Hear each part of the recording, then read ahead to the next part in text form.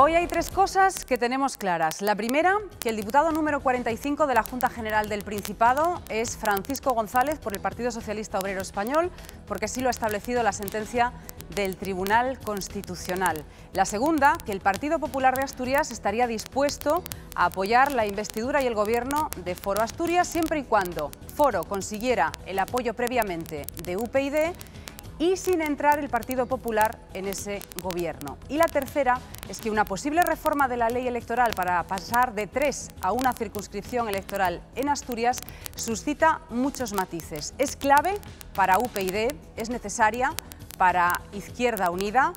No la ve con buenos ojos ni necesaria el Partido Popular, pero no lo pone como condición. El Partido Socialista podría estar redactando una propuesta en este sentido, según ha sabido TPA Noticias, y para Foro Asturias no es prioritario.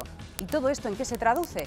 Bueno, pues es lo que vamos a intentar analizar esta noche en la mesa de debate en 30 con Francisco Bastida, que es catedrático de Derecho Constitucional de la Universidad de Oviedo.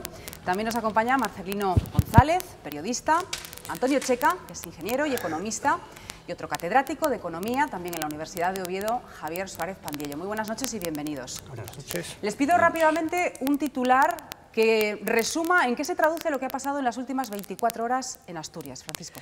Pues bueno, hoy se ha despejado una incógnita muy importante, pero sin embargo los partidos siguen sumidos en una incertidumbre muy grande a la hora de resolver quién va a ser el nuevo presidente del Principado. Marcelino. Pues en titular yo diría que casi como antes. Efectivamente se ha resuelto una incógnita, pero esta es una ecuación que tiene muchas más. Antonio. Pues ya nos ponemos luego un poco más tétricos, pero yo tenía un titular que sería como el juego de la oca que jugábamos antiguamente, es decir, volver para el principio, no retrasar un poco, sino hemos vuelto al principio. Javier. Yo el titular sería ya no hay excusas. Breve y conciso ese último titular. Vamos a empezar por la sentencia del Tribunal Constitucional, que revoca la sentencia previa del Tribunal Superior de Justicia de Asturias, que obligaba a repetir las elecciones en la circunscripción occidental para los emigrantes residentes ausentes. Esa revocación del Tribunal Constitucional, y a falta de conocer el texto íntegro de la sentencia, que parece ser que tiene un apartado de un voto diferente de los magistrados, ¿qué consecuencias inmediatas tiene? Valoraciones. Bueno, la consecuencia más inmediata es dejar claro que hay un empate entre la derecha y la izquierda a 22 votos y, por tanto, que UPyD pues, va a ser el voto decisivo. Yo creo que eso estaba en duda, pero ahora está clarísimo que esa va a ser la decisión que tiene que tomar UPyD. La primera consecuencia podría ser esa, pero ¿hay más? Bueno, no es exactamente una consecuencia, estoy de acuerdo con que esa es la más evidente, pero a mí hay una cosa que me preocupa y si tuviéramos tiempo profundizaría un poco más, es que en todo este proceso es cómo se ha quedado en entredicho en muchos momentos el tema de la justicia. Hay distintos fallos en este proceso, hay declaraciones posteriores en que habla que todos son asumibles, todos son jurídicamente posibles, pero el problema de cuando hay este tipo de pronunciamientos de los tribunales es que casi siempre el que gana dice que se ha hecho justicia y el que no, normalmente no. Y bueno, ya digo, pues, yo creo que es una consecuencia preocupante también de todo este proceso. Más opiniones, Javier. Hombre, yo estando Paco Bastida, que es el que sabe de Derecho, no voy a osar siquiera comentar nada de la sentencia, porque simplemente no me siento cualificado para ello, para saber si la sentencia está bien, si está mal en todas las circunstancias. Lo que sí es verdad, lo que sale el resultado es que, como decía yo antes, yo creo que ya no hay excusas, ¿no? Es decir, que está clarificado el mapa del Parlamento y, por lo tanto, llega la hora de la política, ya no de la justicia. Sí, bueno, las dos sentencias están razonadas, no leída del Tribunal Constitucional, pero seguro que también lo están. Entonces, es lógico cuando hay el sistema de apelación que a lo mejor un tribunal nos da inicialmente la razón y después nos retira la razón. Y no por eso pues, es mala la justicia, ¿no? Sino que bueno, hay una serie de criterios que llevan a que haya un último tribunal que sea el que sentencie de manera definitiva. Tampoco ha habido una unos votos particulares que casi igualen al voto mayoritario, sino que solo hay un voto particular y en realidad, en síntesis, pues yo creo que el Tribunal Constitucional lo que ha dicho es que prevalece la verdad material sobre la verdad formal, mientras que el Tribunal Superior de Justicia pues, se acogió a la idea de que había que cumplir todas las formalidades y si no se cumplen, pues había que darle el escaño al otro partido. Vamos, yo quiero puntualizar que yo no estoy poniendo en cuestión la Administración de Justicia, solo estoy diciendo que este tipo de cuestiones, cuando sobre todo en las declaraciones de hoy de Azparren, que es las que me refería antes, dice que ambos están justificados o están fundamentados, efectivamente, pues no pongo en duda que sea así, yo no estoy cualificado para ponerlo en duda, pero lo que sí me da la sensación es que da pie muchas veces, quizás que no se explica suficientemente, cuando pasan estas cosas, como ha sucedido hoy, ha empezado a aparecer nombres propios en la sala que ha definido, que tienen una adscripción política, por lo menos en el pasado, que cuestionan, y no lo digo por esta, en la anterior ocasión, cuando el Tribunal Superior de Justicia falló aquí también, y no hace falta seguir, dar nombres, se puso también en cuestión si estaban más o menos inclinados hacia un lado o hacia otro. Lo que creo es que debería de acabarse de una vez por todas, pero claro, para eso tendría que ser que en estos tribunales, sobre todo en el Tribunal Constitucional, no estuvieran los partidos decidiendo quiénes van. Yo, bueno, también quiero decir una parte jurídica, aunque estando evidentemente un catedrático de Derecho no tengo nada que objetar, sino en términos generales. Yo no he leído la sentencia actual, solo una nota informativa que se pone ahí, solamente dice que se restablece el derecho a tal fin de declarar la nulidad, si no dice nada. Yo más que nada era, y simplemente lo recalco, no como discusión, sino que nunca entendí cómo se puede constituir una Junta con un diputado menos desde el punto de vista jurídico. Porque si ese diputado hubiera sido porque no se presenta, porque no se acredita, bueno, y no sé cuántos podrían ser hasta que mientras hubiera quórum, pero no lo entiendo. Podrían haber esperado y una vez ya resuelto el Tribunal Constitucional, haberse vuelto a constituir la Junta. Pero bueno, son más líos. Y en el otro tema que preguntabas concretamente, es verdad que esto vuelve, como decía yo, lo del juego de la oca, porque volvemos otra vez al principio. Es decir, volvemos al empate, en el cual UPyD puede desempatar si quiere, y yo creo que aquí el resultado del Tribunal Constitucional al PP ahora ya le viene pues bastante mejor, porque de esta forma dirá, bueno, que sea UPyD quien lo resuelva. Al PSOE le viene muy bien también, porque evidentemente con esto gana uno más. A Foro le viene muy mal y a UPyD pues veremos a ver cómo se manifiesta, luego hablaremos de ello. Sobre la constitución de la Junta con 44 o 45 y también la distinta resolución de las sentencias en distintas instancias. Quizá tiene que ver que la pregunta que se formula o la cuestión que se plantea en cada instancia también es diferente.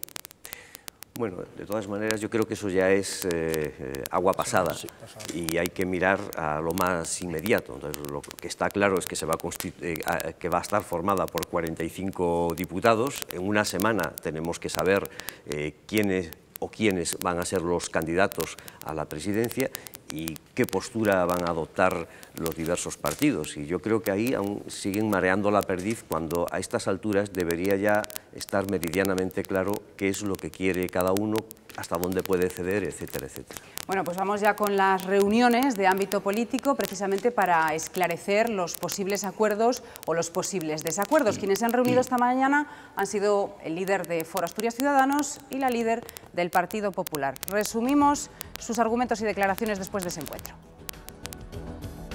Para nosotros, en el interés general de Asturias, no hay nada innegociable.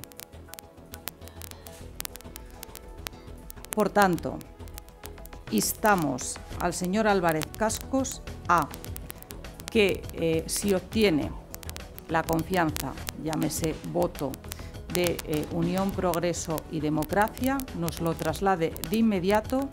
Yo convocaré un comité ejecutivo regional y podríamos estar en disposición de dar el apoyo que garantice un gobierno de centro-derecha en la región, en el bien entendido de que nunca estaríamos hablando de un gobierno compartido, ¿eh? Entiendo que hay un nuevo marco programático en virtud del cual, salvo en los puntos que han hecho públicos, hay un acuerdo de UPyD con el PSOE.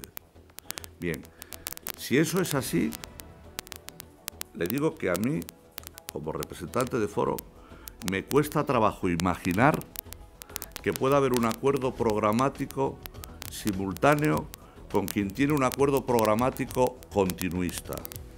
Y eso me parece, para el análisis que tiene que hacer Foro, más importante que analizar si estamos o no de acuerdo con la ley electoral, porque creo que a los asturianos en estos momentos les importa el desempleo, les importa el estancamiento económico, les importa la falta de crecimiento en relación con el resto de las comunidades autónomas españolas. Sobre eso es sobre lo que nos gustaría articular un programa de cambio.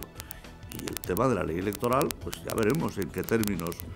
Pero si todo lo demás es continuista, es que no tiene ningún sentido llegar a la ley electoral.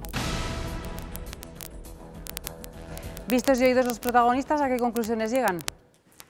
Yo, si me permites, voy a consumir mi turno también sobre el tema que va a estar enlazado con ello, pero de la forma siguiente.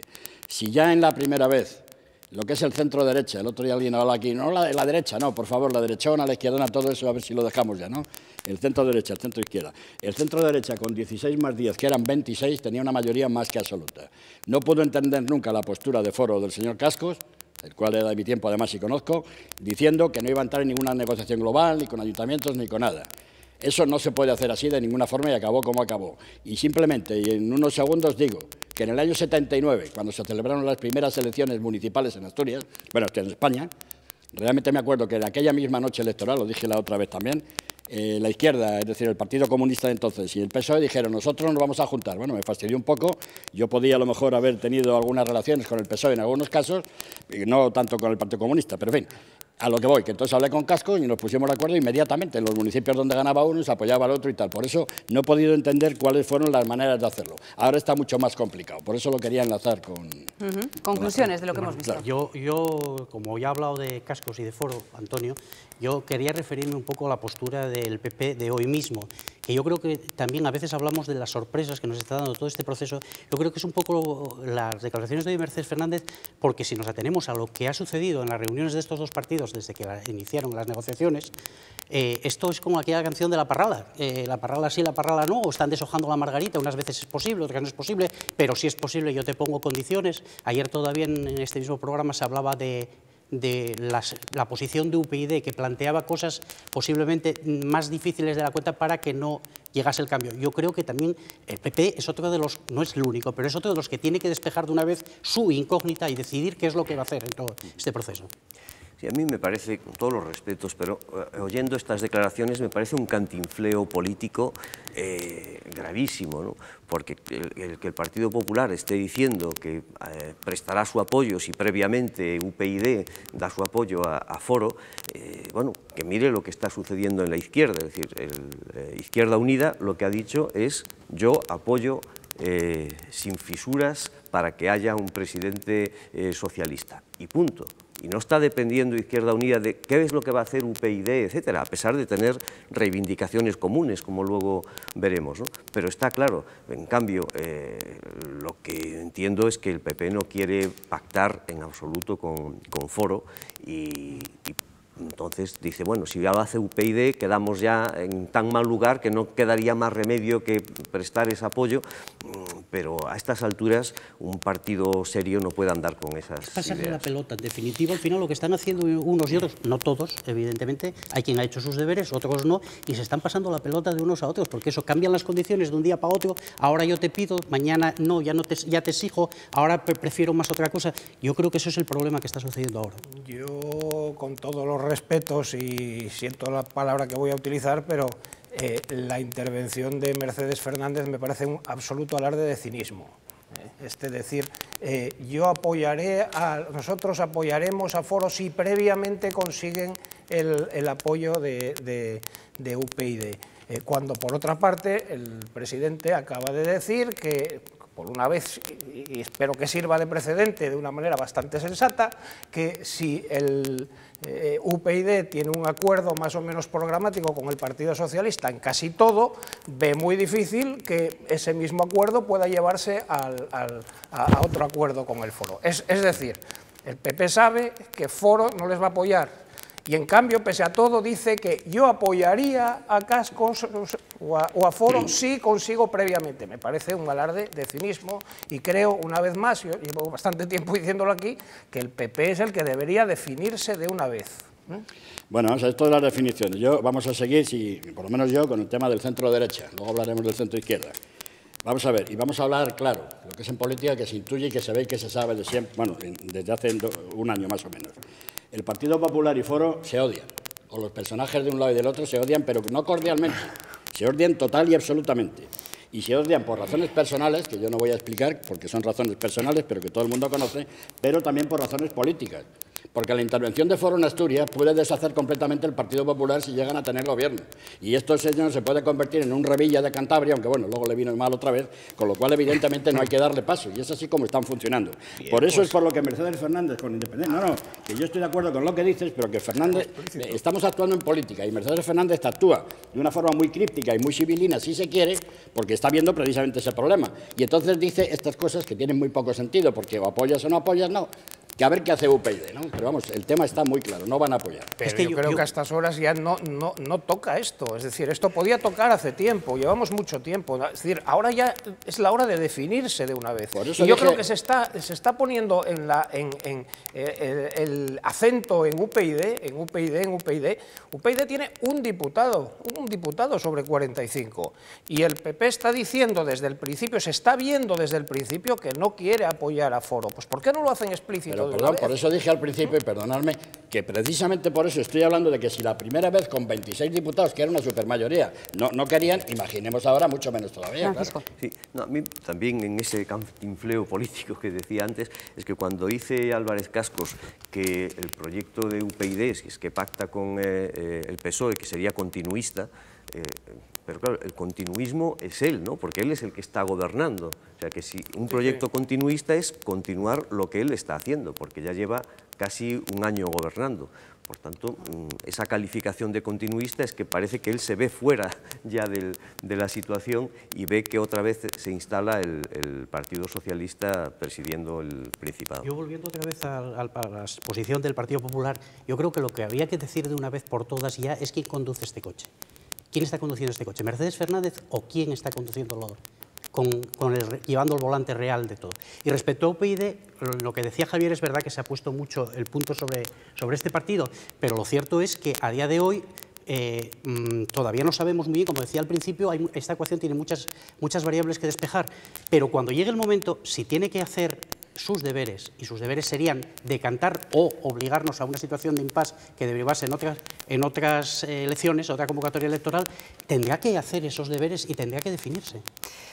Sobre esa definición o no, enseguida os lanzo la pregunta de en qué situación queda el diputado de Unión, Progreso y Democracia en este escenario después de lo que pasó ayer en esa reunión con el líder socialista, después de lo que han declarado hoy los líderes del Partido Popular y de Foro.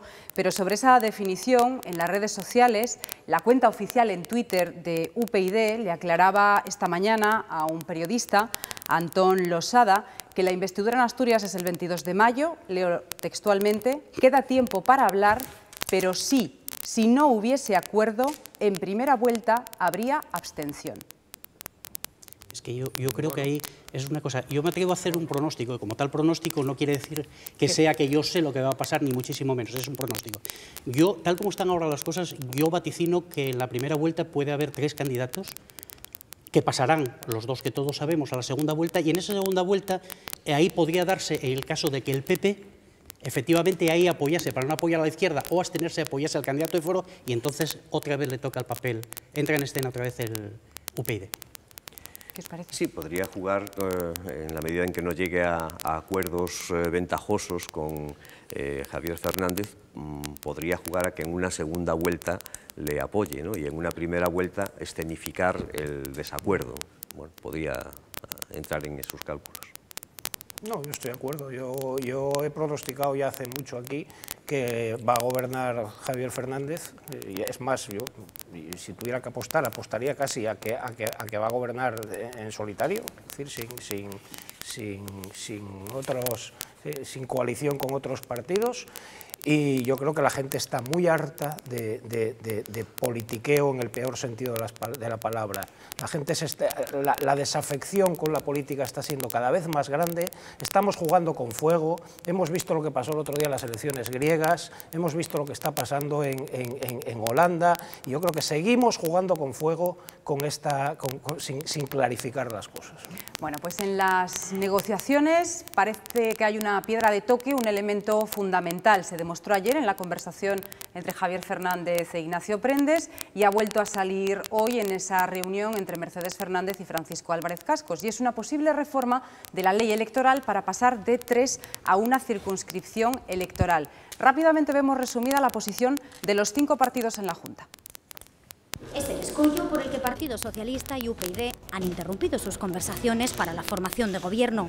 Los principios de defensa de la igualdad de los ciudadanos por encima de dónde vivan, por encima de a quién voten, que penaliza además la proporcionalidad del voto e impide que la pluralidad social se vea reflejada correctamente en las instituciones políticas. La ley electoral vigente en Asturias fue aprobada en el año 1986 con el apoyo unánime de todos los grupos con representación en la Junta. Divide Asturias en 3 circunscripciones, la central, oriental y occidental. A cada una le corresponde un mínimo inicial de 2 diputados, distribuyéndose los 39 restantes en proporción a su población. Mediante esta fórmula se trata de asegurar la representación de las denominadas alas de Asturias. Desde el año 2008 el reparto asignado es 34 representantes para la circunscripción central, 6 para el occidente y 5 para el oriente. Junto a UPyD, Izquierda Unida también se muestra a favor de cambiar la ley. Dada la situación geográfica de Asturias, sus comunicaciones ahora que han mejorado mucho en relación con hace 20 y tantos años, que es la antigüedad de la ley electoral, no tiene mucho sentido el mantenimiento de las 3 circunscripciones. Por lo tanto, nosotros desde luego respaldaremos cualquier propuesta que signifique avanzar hacia la circunscripción única. Partido Popular y Foro defienden su continuidad y matizan que cualquier cambio ha de producirse con el acuerdo de todos. Y en el Partido Popular siempre hemos defendido la bondad de las 3 circunscripciones, por razón de representación política del Oriente y del Occidente, por no abanderar un centralismo más y porque nos parecía y nos parece que es un sistema más equilibrado y históricamente defendido en Asturias. Soy de los convencidos que las leyes electorales no las puede aprobar una mayoría de gobierno contra una oposición. Es una regla de juego, es una norma esencial y creo que no debe de ser objeto de negociación de mayorías de gobierno, sino de negociación para el consenso en una mesa de todos. Opinión de la que también es partidario el Partido Socialista, que dice no negarse en rotundo a la modificación de la ley, aunque sí en los términos planteados por UPyD. En esos estrictos términos en los que se nos ha planteado, nosotros no estamos en condiciones de aceptarlo. Bueno, pues ¿qué les parece? ¿Qué sacan en claro de lo que hemos visto? Francisco. Bueno, de la opinión uno siempre acaba siendo esclavo de sus palabras y de su pasado, ¿no? Y que Álvarez Cascos diga que esto tiene que hacerse por consenso y no de una mayoría frente a la oposición, eso es lo que se hizo cuando se redactó el Estatuto de Autonomía. Del proyecto de Estatuto de Autonomía en Asturias salió una circunscripción única y cuando llegó al Congreso de los Diputados, como había una mayoría distinta, UCD más Alianza Popular, cambiaron en contra de la voluntad que salía de Asturias y pusieron las 3 circunscripciones. Luego eso tuvo una inercia electoral y política muy grande y continuó eso transformado en ley. O sea que se hizo en su día no solo contra la oposición, sino contra la voluntad de Asturias. Es que además yo creo que estamos elevando a categoría la reforma de la ley electoral cuando en realidad, hasta donde yo sé, lo único que se está planteando es la eliminación de las 3 circunscripciones y concentrándolas todas en una, en realidad, y eso tiene unos intereses, evidentemente, que se pueden justificar por los generales de los asturianos, pero también por el interés de los partidos minoritarios, porque casualmente los partidos minoritarios son siempre los que defienden la circunscripción única. El documento que ayer entregaba UPyD al Partido Socialista, en esa descripción de cómo sería esa reforma, no solo habla de pasar a una sola circunscripción, habla de mantener el umbral mínimo del 3% de votos y habla también de listas abiertas, por introducir más datos y más elementos que quizá puedan explicar alguno de los posicionamientos que hemos visto. No sé qué les parece. Yo en el tema de las circunscripciones estoy de acuerdo con el planteamiento de que una ley no se cambia por mayorías, simplemente por una mayoría. Estoy de acuerdo, encuentro inusualmente sensato al presidente hoy, eso de decir de que esto es una regla de juego y las reglas del juego se hacen por consenso, pero si se me pregunta mi opinión sobre las circunscripciones, no entiendo para nada el argumento este de la representación de las salas que quedaría fuera. Por esa misma regla de 3 podemos representar a los del barrio de Vallovín y hacemos una circunscripción en Vallovín, etcétera. Yo creo que los partidos pueden perfectamente conseguir representación en las salas metiendo gente en las listas, pues en listas con una circunscripción única y sin ningún tipo de problema. Está claro que cuando se puso las 3 circunscripciones era para favorecer a los 2 partidos mayoritarios y perjudicar al tercero. Eso, en fin, a poco que se estudie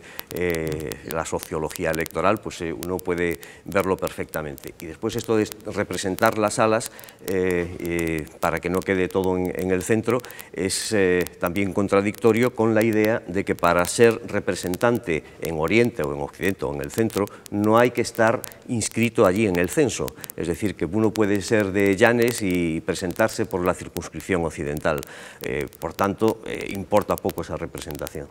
Sí, bueno, como ha sido UPyD la que ha sacado el tema de las circunscripciones, aunque ya se hablaba más de ella, yo lo que quiero decir es que Nacho Prendes ha hecho un recorrido en muy poco tiempo, un recorrido institucional tremendo. Y evidentemente, si hemos mirado en las redes sociales, si apoyaba al centro derecha, lo echaban de Asturias, y si apoyaba al centro izquierda también. Quiero decir que está en un lío bastante grande y por lo menos ha intentado, a mi juicio, es una interpretación, claro, el poner una condición sine qua non, que no es una condición tan fundamental ni muchísimo menos. Yo creo, como decía, que va a salir Javier Fernández probablemente a lo mejor en primera vuelta, pero hablando ya concretamente del tema de las circunscripciones, evidentemente debe de pensarse, pero entre todos los partidos y de una forma madurarlo bastante más el asunto, porque todos tienen sus ventajas y sus inconvenientes. ¿Se representa más a las salas? Pues probablemente sí, pero por otro lado también tienen algunas ventajas los partidos mayoritarios. Coincido con Bastida, en aquellos tiempos es verdad que se hacía porque UCD y el Partido Socialista tenían ventajas, pero en fin, que lo maduren más y que no por esto vayan a romper unas negociaciones. Que yo añadiría, antes decía lo de las 3 circunscripciones, evidentemente hay otros, pero es que a medida que vayamos añadiendo esas prioridades, el 3% mínimo para tener representación o las listas abiertas, nos damos cuenta de que es más difícil que los mayoritarios, por lo mismo que estamos expresando todos aquí, que es más difícil que los mayoritarios lleguen a facilitar ese tipo de cosas, iría contra ellos. Eso es como cuando alguien legisla para que te echen. En todo caso, yo creo que es lógico que Ignacio Prendes plantee esto. Esto está en el programa que está planteando UPyD a nivel nacional, las listas abiertas, evitar la sobrerepresentación. Ahora, yo creo que esto es teatro. Es decir, que es teatro en el sentido de que a la hora de la verdad Ignacio Prendes no va a dejar que no haya gobierno por esto, vamos. Sí, yo creo que no hay que criminalizar, desde luego, la reivindicación de que se cambie el sistema electoral en absoluto. Otra cosa es que en las circunstancias actuales quede condicionado, incluso como inicialmente se dijo, rotas las negociaciones, por esta reivindicación concreta. Yo creo que siendo una reivindicación muy importante, se tiene que posponer y en los términos que lo plantea, pues hay que estudiarlo detenidamente y no se puede resolver en una semana. Y desde luego nos jugamos muchísimas cosas en Asturias, más importantes en este momento concreto que la ley electoral, y el comportamiento de Izquierda Unida pues lo pone de relieve, porque quien ha reivindicado eso desde siempre ha sido Izquierda Unida y no ha hecho batalla en ningún momento de esa reivindicación en esta negociación. Llegamos a la recta final del programa, poco más de minuto y medio, así que entramos en tiempo de conclusiones. Vamos a invertir entonces el orden de las intervenciones. Empezamos desde aquel lado de la mesa. Conclusión en 30 de situación, Javier. No, yo acabo como empecé. Yo creo que ya se acabaron las excusas para buscar, bien por argucias legales, bien por esperar a jueces, para que la gente se defina, y yo creo que llega el momento de verdad de decir quién va a gobernar la región y de que haya un gobierno estable, ¿no? Antonio, conclusión sí, en 30. Yo, bueno, para definirme claramente, tampoco voy a darle más vueltas, ya lo hemos hablado. Yo creo que va a gobernar Javier Fernández del Partido Socialista, probablemente con una mayoría, pero de investidura exclusivamente, y luego ya veremos. Estas líneas por donde van tanto Izquierda Unida como desde luego como va UPyD. Marcelino. Yo voy a remitir a lo que es obvio y lo que es evidente, que ya no lo mueve nadie. El día 22 habrá pleno de investidura pues previsiblemente no se acabará ese día, y a partir de ahí, que alguien mire que es el día 22 de mayo, el Santoral, es Santa Rita, la patrona de los imposibles. No lo habíamos mirado, qué buen apunte. Francisco, conclusión en 30. Pues yo creo que en una semana se va a despejar muchísimo el panorama y se juega mucho el Partido Socialista, pero se juega mucho también el Partido Popular. Yo creo que se juega muchísimo y me da la impresión de que está siendo como esas ballenas que pierden el norte y acaban varadas en la playa, y hoy lo visto por las declaraciones de Mercedes Fernández me da esa impresión. Bueno, pues hasta aquí nuestro tiempo por hoy. Francisco, Marcelino, Antonio, Javier, muchísimas gracias por acompañarnos, también a todos ustedes. Volvemos el lunes a las 9:30 y seguramente tendremos novedades, porque esta misma tarde la Comisión Directiva de Foro ha dado el visto bueno a que el líder de su partido, Francisco Álvarez Cascos, se reúna el próximo lunes con el líder de Unión, Progreso y Democracia, Ignacio Prendes. Estaremos pendientes de la noticia, desde luego, para analizar lo que resulte en la mesa de debate en 30. Que pasen buen fin de semana y hasta el lunes. Adiós.